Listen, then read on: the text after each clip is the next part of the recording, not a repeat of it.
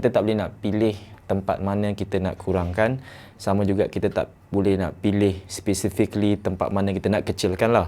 There's no such thing as spot reduction, tak boleh. Tapi kita boleh memilih tempat mana yang kita nak cantikkan. Cuma kalau kita cantikkan tempat tu tapi masih lagi banyak lemak, memang tak ada hasil lah. Okay, contoh, kalau you guys nak cantik, contoh you nak cantikkan lengan, you nak bicep ada, tricep ada kan, you boleh, tak ada masalah. Dia basically ada senaman, you boleh buat bicep ke, tricep extension semua. Tapi kalau dengan buat senaman tersebut, tak semestinya lemak kat situ akan berkurangan. Lemak berkurangan ikut kita punya genetik lah. Ada orang dia kurang lemak yang pertama dekat bahagian peha, kaki, pinggul. Bukan tak lah, sebenarnya kata memang semua orang tak akan boleh pilih dekat perut je. Sebab kita makan makanan simpan kat perut, dan yang terakhir sekali lah yang akan perut tu hilang. So first kali lemak akan kumpul kat perut, dan yang terakhir pun dia akan hilang daripada perut juga. So you guys kena basically hilangkan lemak seluruh badan, baru perlahan-lahan dekat perut.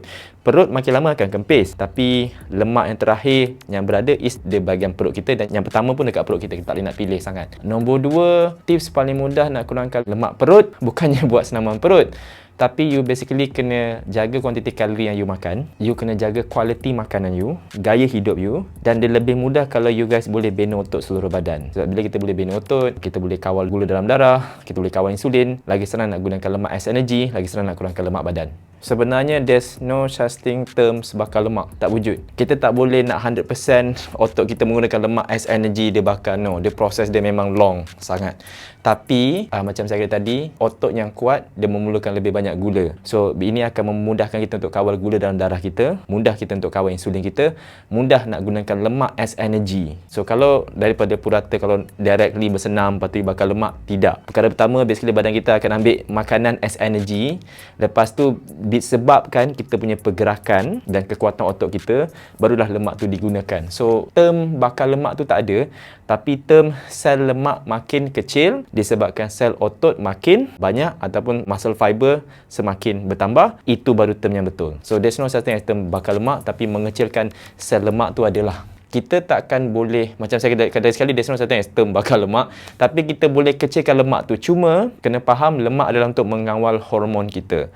So kalau 100% lemak tu hilang, kita punya hormon mungkin tak stable. Contoh, kita punya refleks, kita punya emosi susah nak kawal. Sebab tu banyak orang yang cuba turunkan lemak sampai peratus lemak terlalu rendah, emosi susah nak terkawal. Kecuali kalau kita dah biasa. Kalau anda turunkan peratus lemak anda perlahan-lahan. Bila turunkan peratus lemak terlalu laju, contoh peratus lemak you 15, you turunkan sampai 7 dalam masa 2 minggu.